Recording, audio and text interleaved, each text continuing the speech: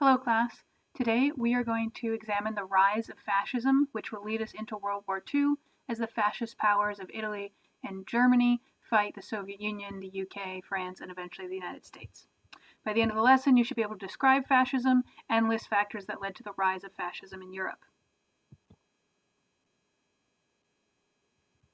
So we said that the Great Depression leads people in two directions. One is to blame the Great Depression on the failure of free market capitalism as the latest in a series of failures of capitalism, multiple depressions, and now this Great Depression, and so that the economy needs to be controlled. Those are the communists. And then the alternate way of looking at things is that the economy is not the problem, capitalism isn't the problem, people are the problem, and so people need to be controlled. And so that is fascism.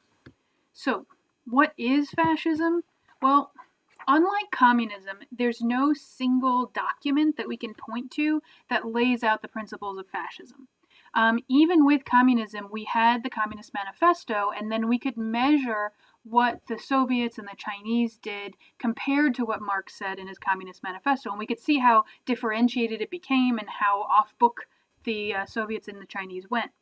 Well, with fascism, there's not even that nice, clear articulation of what fascism is. And so fascist leaders, there's a lot of different types of fascism, although all fascist leaders share some commonalities, and fascist governments have certain things in common. So that's what we're going to be looking at today. Benito Mussolini from Italy, he was the guy who's credited with creating fascism.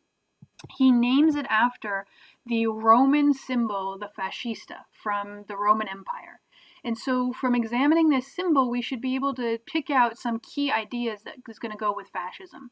At the center, you can see the axe, which symbolizes the military at the heart of the society. Then we have all these rods, which symbolize the people who are being held tightly together, all facing the same direction, the same length, tightly held together by this ribbon, which symbolizes the law. So from this, you should be able to interpret that the military will be very important, that dissent will not be allowed because all of these rods are facing the same way. There's none sticking out, so nobody's going to be like doing their own thing or marching to the beat of their own drum. And you can have very strong laws to keep people in line. So let's look at the characteristics of fascism. Fascists are totalitarian leaders. What does totalitarian mean? It means that the governments want total control and allegiance. Again, this is not authoritarian. It doesn't just want the authority. It doesn't want people to just obey. It wants them to want to obey. They want massive rallies showing the love and support for the government and the leader. They want the hearts and minds of the citizens. And so this is not going to be a system with like Enlightenment philosophy where people all have reason and they can think for themselves and they can decide how to live their lives. In a fascist society, the government is going to tell you what the correct way of living is, and you need to follow along with that. Fascist governments are extremely nationalistic. And we have studied nationalism pretty extensively. Nationalism is very dangerous. What major war did nationalism lead to? World War I, one of the four main causes of that war that was so devastating. The differences between nationalism and patriotism. Nationalism is the idea that your group is the best, it's superior to everybody else, and you deserve to be on top. It does not allow any dissent. So a nationalist is not going to let you criticize his government or his leader. By doing so, you become his enemy. This is different than patriotism, as we've discussed. Patriotism means you can be proud of your country, but you can still recognize that it has problems. You could criticize the government and be a patriot if you're doing so to try and make the government better, or say, hey, I think we can do a better job here. Let's fix these problems, right? So nationalism is very anti-free speech. It's very, you're with us or against us. It's a very us versus them mentality and a sense of superiority. If you see leaders that are using an us versus them, we're the real Italians or we're the real Germans, anybody who stands against us is trying to bring us down, they're our enemies, that's nationalism. And you can see that happening around the world if you pay attention to politics around the world today. In modern politics. Um, the it shouldn't surprise you that fascists are also expansionistic because they're so nationalist. They're going to look to be, well, they'll say they need more space for their people and that they need more people because they're the superior people, so they should make more of themselves.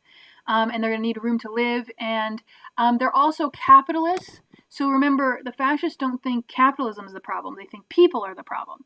So as capitalists, they're going to be pursuing profit. And they're going to need resources for that. And so, because they're nationalists, they're just going to go and take that stuff, right? Because they think that they're superior, so they're just going to go take what they decide they want. So that's going to lead us into a lot of war, especially because capitalists and business owners will be put in charge of the government here. So war can be very good for business, especially if you put in charge of parts of the government people who make munitions and tanks and things like that. Then they're going to be very pro-war. Again, a nationalist sticks by his country no matter what it does, no matter how bad it is. So you're not going to have anybody arguing that they shouldn't be going to war or that they're going to war for the wrong reasons. And again, what better way to prove that you're awesome than winning a war? Now, fascists can sometimes be racist. Very often, they're very xenophobic. So that means they fear outsiders. They usually have, like I said, an us versus them mentality. But in terms of racism, Mussolini, our Italian leader here, was kind of inconsistent about this. He did believe Italians were superior, but he has statements where he says like race is a made-up concept. So in that case, you could be like a black Italian, and as long as you're Italian and you speak Italian and you're loyal to him, because that's a big deal, and you support Italy and the Italian military, then that would have been fine. Although later on, Mussolini does become more racist, especially against a group of Slavs, in particular the Slovenes, because he basically wants their territory. They're in Europe, and he wants their territory for Italians.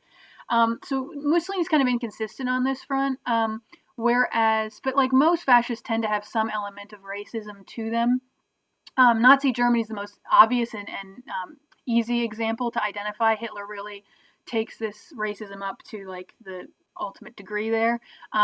Even within Germany, differentiating between who counts as a true German, and blonde-haired Germans being better than brown-haired Germans, and the Jews not counting as German, and etc. And then the Slavs being inferior, and then obviously people of color being inferior, and all that. So often racist, usually almost always fascists or xenophobic. They like to point fingers at immigrants causing problems, and that outsiders don't belong in their country, and that they're trying to contaminate the culture, undermine the state, things like that. Now, I want to take a moment to compare fascism and communism, because Americans often get these mixed up. And that's because both fascism and communism, the way we see it in the world, again, not what Marx wanted, but the way we see it in the world, they wind up being totalitarian governments. And so neither one sounds nice to live under. And the Americans will wind up fighting both the fascists and the communists, not at the same time, but kind of back to back. So in World War II, the fascists are the Nazis, so the United States are fighting them. And then after World War II, the Soviet Union will become the big enemy, so those are the communists. And so here you can see the Simpsons joke where they have the Nazi symbol with the communist symbol in the middle there. And the reason that this is supposed to be funny to anybody who knows anything about these philosophies is that combination is impossible. It's a joke on Americans mixing these things up and just kind of conflating bad guy. But you can't be a fascist and a communist at the same time. It's not possible. And so in this chart, I'm going to show you how and why that's the case. So for fascists, just what you know about them so far, do they think people are equal? No, absolutely not. And we're going to look more in detail at this later in the lesson, but just from knowing like Germany being racist, and I told you about Italy thinking the Italians are better than everybody, well, that's pretty hierarchical and nationalistic. So they're not pro-equality. Are communists pro-equality? Yeah, of course they are. They want equality for all. The fascists, their ideology can lead them into war, but they're not looking it's not a global philosophy that they're trying to get everybody on their side. They're trying to conquer people, sure, but they're not trying to create like a big fascist utopia for all of the world's people. Whereas communists are. The whole idea behind Karl Marx's communism is that everybody should live in these communist utopia where race doesn't matter, religion is gone, and all of these things. Now, the type of economy, this really confuses people a lot because in both fascism and communism, the economy and the government are closely linked together, but the relationship is the opposite for both of them. So we said fascists are capitalists. So in this case, the government is controlled by the economy. So what happens is fascist leaders tend to put in positions of power business leaders. They think of business people as being superior to everybody else, as being smart. That's how they got in charge of their business and how they make money. And so a lot of times the qualifications for getting the job is just, are you a business leader and are you loyal to the leader? They don't have to necessarily know what they're doing, but they'll be put in charge of the government. And so you have economic business leaders creating government policy. Whereas for communism, it's the opposite. The government controls the economy instead of the economy controlling the government. So in communism, again, the government is supposed to be ruling on behalf of all the people. It's supposed to be a democracy. And so let me give you an example. Let's look at seatbelts, okay? I think it'll make it easier to understand how these are opposites. If you have a car company in communism, we'll start here, in communism, in the USSR. Who owns the car factory in the USSR? The state does. And the state's supposed to be ordering people to make these cars for people who need these cars.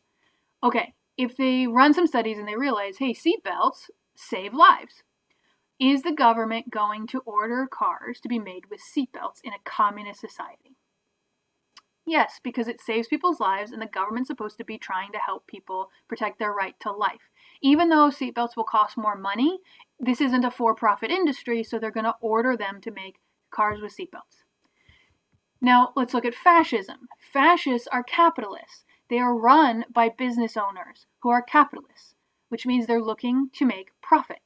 So if they see a study that says, hey, seatbelts save lives, but seatbelts cost money to put in cars, are the fascists going to pass a law that says all cars have to have seatbelts in them? No, because that would cut into their profit line. So in both cases, the government and the economy are closely linked together, but they're in the opposite relationship. And as a result, you get opposite policies coming out. Okay. So how does fascism become popular in Italy? Well, a case of good timing. Essentially, fascism develops right after World War I. So we have that first economic slump that we said basically all countries go through after a major war, and Italy was no exception to that. So there's economic difficulties and people are unhappy with the government as it is. But in addition to that, Italians feel disrespected and insulted by the Treaty of Versailles. Italy, as you will recall, started out the war. It was supposed to be an ally with Germany and Austria as the Central Powers. But about halfway through the war, France says, hey, you should switch to our side. And we promise that if you help us defeat Germany and Austria, we'll give you chunks of territory from Austria where there are Italian speakers. And Italy had wanted these for a while. So they switch sides. But then after the war's over, Italy pretty much gets ignored and they only get this extra little piece of territory here, but none of this territory that they were promised. And so Italians feel insulted, like they're not being taken seriously or treated as an equal on the international scale. So their national pride's been hurt, plus they're having economic difficulties. And this is when along comes that guy, Benito Mussolini. He'll be known as Il Duce, the Duke, and he'll become very popular. So he becomes really popular because he comes along and promises, he's harping on this frustration, and he promises to restore the glory and honor of Italy. So this is one of those things that's really common amongst fascist leaders. They come along promising to restore their country's greatness. Essentially, they're going to say, hey, you people, you've not been treated well. You are a great people, you're awesome, and you deserve to be the top of the world. And other people have been taking advantage of you, and you've not been being treated with the respect you deserve or the seriousness you deserve, and I can restore you to that position of power and respect in the world. I'm going to bring us back to a time when our country was amazing, and I'm going to make it amazing like it used to be. And so for Italy, the time when it was great, of course, would be the Roman Empire. And so this is why Mussolini brings back that fascista symbol and the Roman salute. So you might know this as the Nazi salute, that straight, your hand goes straight out and the palm is kind of facing out. That's because Hitler copied Mussolini, who copied that from ancient Rome. Now, this promise to make their countries amazing, like they used to be, usually it doesn't really add up when you really look at it, because typically a country's era of greatness, maybe it was important, like the Roman Empire was definitely important, but was it flawless? Was it really great for everybody? No, of course not. We studied the flaws of the Roman Empire. So you know that a lot of times they're kind of sugarcoating how awesome things used to be. I mean, if they really were that great, then they probably wouldn't have fallen apart, right? So for Italy, it'll be the Roman Empire. For Germany, it will be the Holy Roman Empire. But you can see this when leaders come promising to restore the former glory of their people. That's a sign that it's a fascist leader, especially if they're saying they're the ones personally who can do it, that you have to trust them because they're awesome for some reason and they're the ones who can do it. He also promotes one national identity. So in Italy in particular, it's only been a country for about 60 years at this point. Remember, it was all fractured and split up. And so there are some people in Italy who don't even realize that it's one country because the memo just hasn't gotten to them yet. So he's trying to really create a strong unifying identity. And a lot of that's going to come around allegiance to the military and the idea that Italy is great and that loyalty to him. And that this one national identity is also going to set up an us versus them mentality about you're either Italian or you're not. You're either with us or you're against us, right? So is he going to tolerate dissent? No, he won't. He's also going to promote economic changes. He's gonna promise to make the trains run on time, and so this is shorthand for basically making the economy more efficient. He's a capitalist. He's not trying to undo capitalism, but he's going to try and make it more efficient. And ironically, today in Italy, the trains still don't usually run on time. But this becomes so closely associated with fascism that if you hear somebody say they're going to make the trains run on time, that is code for fascism. I mean, it's very closely associated with that. So you really need to rephrase it if you really do just want to talk about the punctuality of trains. Okay, so obviously, trains running on time is good. It's hard to get your goods from one place to another, or make it to your meeting on time if the trains aren't running on time.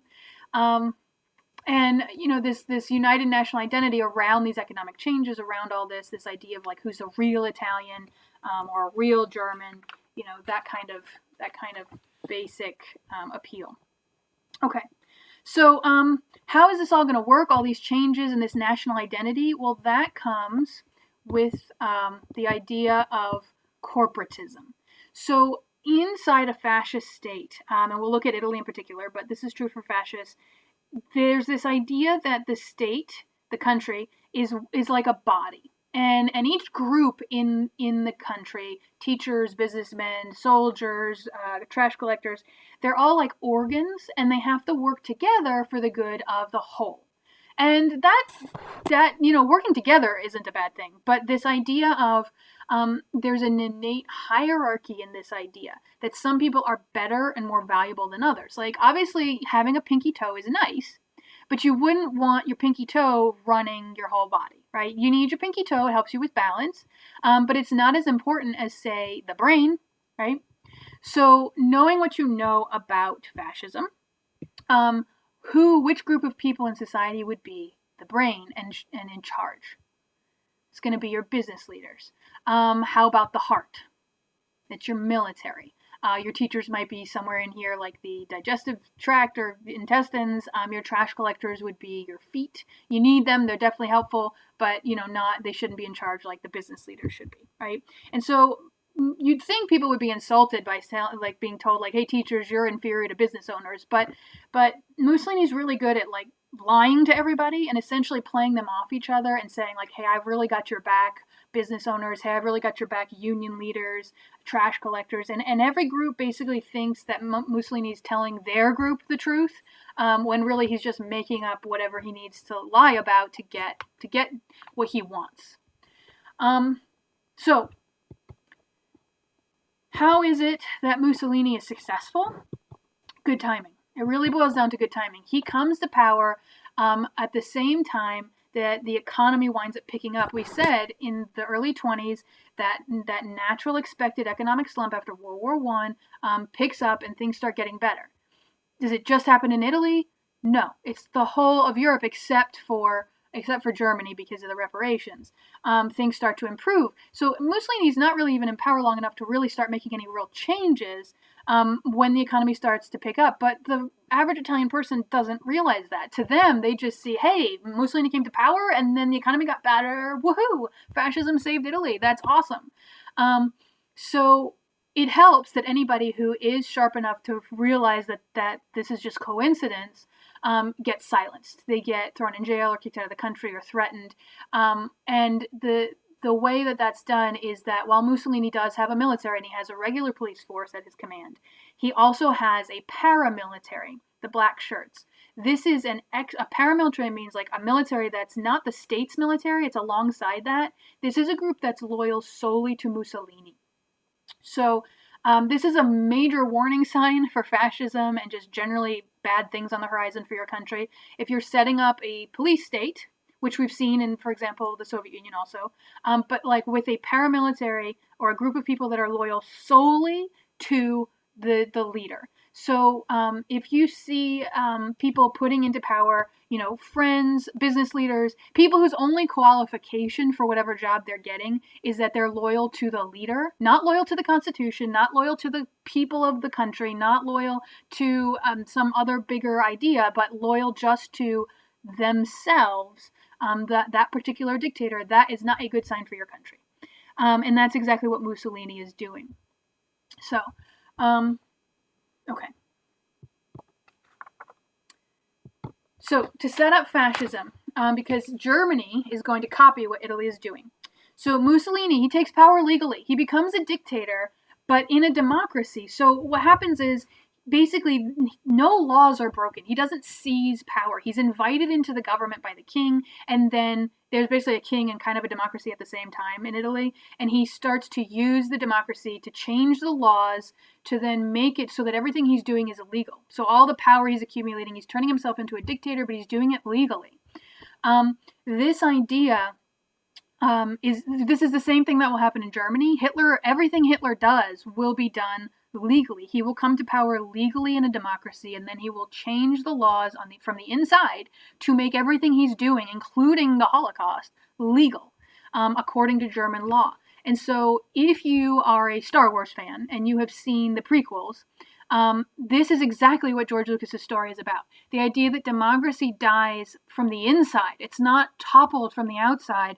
It's the democratic institutions are used by what we call political strongmen, these dictator types, to change the laws, to catapult themselves into power, and to seize control of that power, and that people vote them in to do this. You can look at what's happening in Hungary today with President Orban, Brazil with Bolsonaro today, and quite a few places around the world. If you are paying attention to what's going on, especially given that the United States and a lot of other countries are facing a potential another Great Depression. They've got the pandemic, so people are becoming more xenophobic, scared of outsiders, and really polarized. And so this is an environment in which, very similar to what we saw in the 1930s. So Mussolini and Hitler are very similar in that way.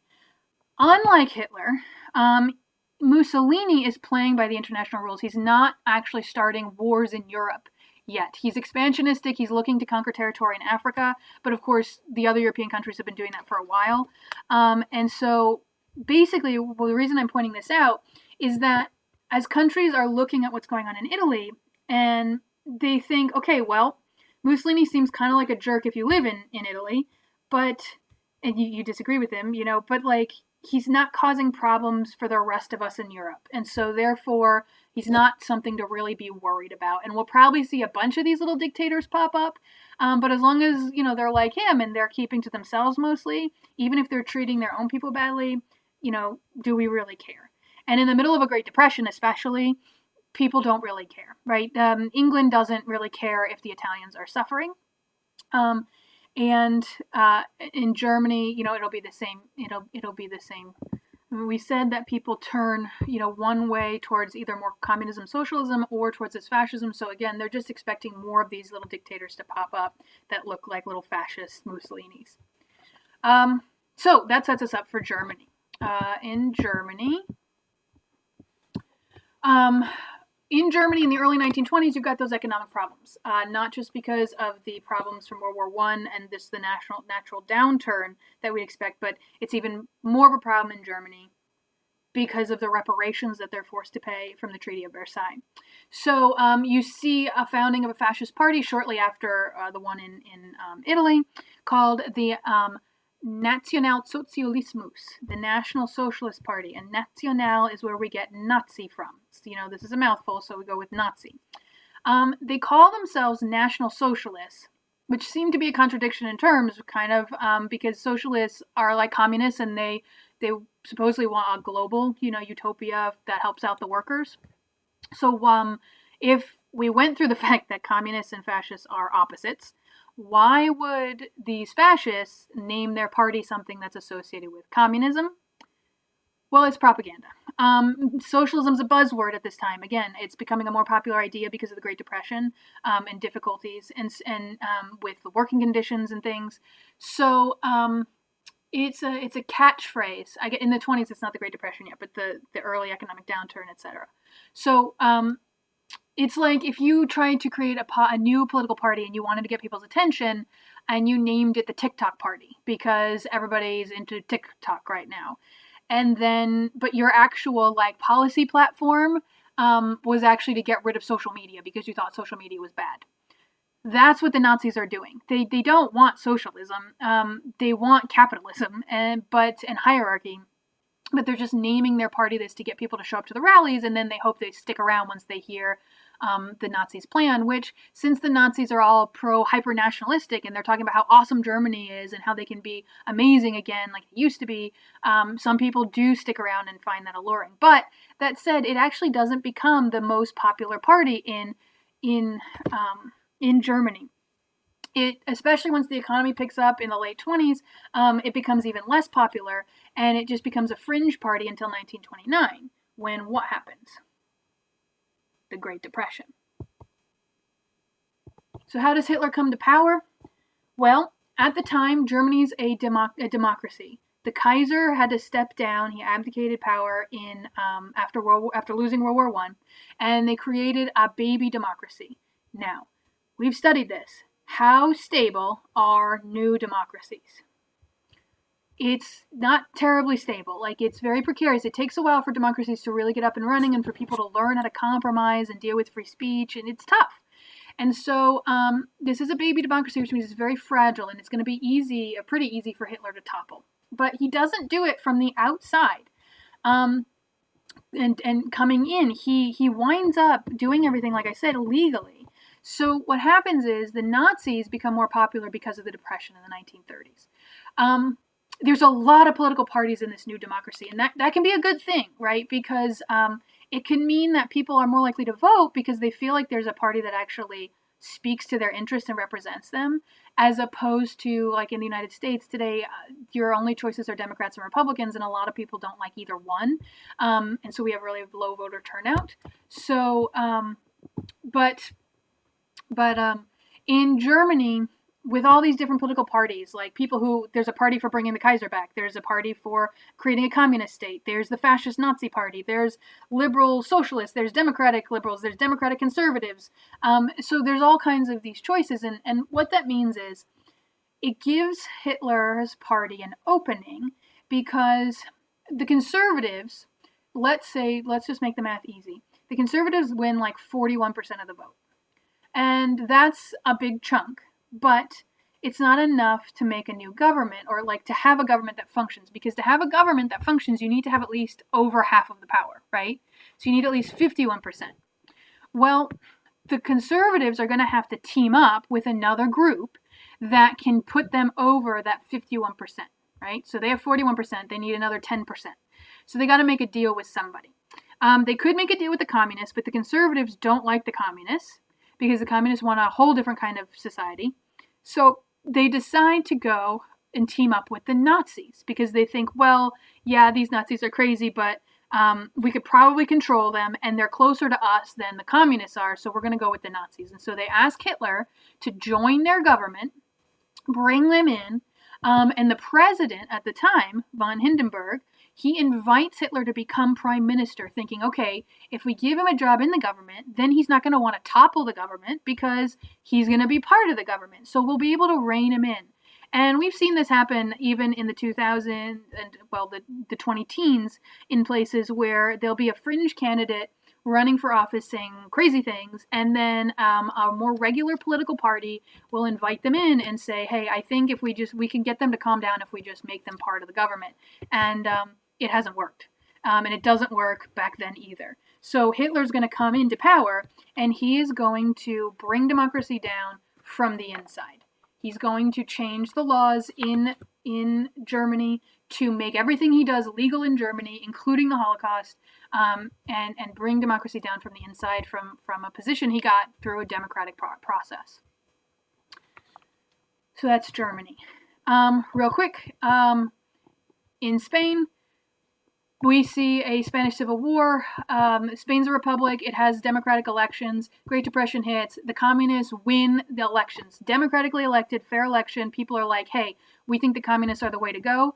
The Spanish army is led by a guy named General Francisco Franco. He freaks out, says communists will destroy Spain, and so he's going to save Spain from communism, and so he starts fighting his own government. And there's a civil war that kills 500,000 people. Ultimately, the fascists win because who's backing them up? Italy and Germany. And then the other countries stay out of it because they don't like, it's the Depression, first of all, and nobody really wants to get involved in this. They don't want another war like World War I. And so the UK and, France and the United States are like, whatever, these little fascist dictators, they only mess with their own countries, so it's not worth fighting. That's not to say other people didn't volunteer. There were British volunteers and American volunteers who went to fight, including African Americans, because they felt like these fascists had the same ideas as like the KKK, which was terrorizing them in the United States. So they went to fight the fascists in Spain to stop this advance. But the United States doesn't actually support this. And actually, when they come home, the U.S. government accuses them of being like traitors and communist sympathizers because the government they're fighting to defend was the Democratic government, but it was a communist party that won. So their like lives kind of get destroyed. It's really sad. Although today they're still considered heroes in Spain because in 1975 the fascists get kicked out of power, and so now Spain is not fascist anymore. Okay, so Overall, the pattern of the Great Depression's impact on politics, it makes socialism and communism much more attractive, and it also makes fascism more attractive. And so you see countries, the democracies that survive are places that have had democracy for longer, but like the United States or English France, etc., but they wind up becoming more, they create more socialist policies like Social Security or public health care or things like that to help people out. Even Democratic President Franklin Roosevelt, his platform was very similar to the Republican president when he was running for office, basically saying, nah, hands off, we don't have to fix anything. And then when he gets into office, he's like, actually, this is a really big mess. We really do need to do a lot of stuff, like create Social Security and help people out and hire a lot of people. This is one of the things I was hoping you'd mention when I asked about the Great Depression's lessons for today was, we learned how to deal with the Great Depression, which involves hiring people and the government spending money and putting it in the pockets of the consumers so that they have money to spend. And Roosevelt does that by hiring people to do government jobs and build parks and roads and things like that. But on the other hand, you wind up with the newer democracies, they typically don't survive, and they turn to political strongmen, these dictators, these people who come along and especially in countries that are used to having these strong leaders like a king or a Kaiser or an emperor, they say things like, I'm the one who can fix it, trust me, be loyal to me. Everybody who disagrees with us is an enemy. The press is, if they disagree with us, they're enemies of the people. We should clamp down on freedom of the press, clamp down on free speech, and that's the way to go. And so the fascists also, we see a lot of dictatorships arise. Okay. That puts us ready for the start of World War II. So there you go.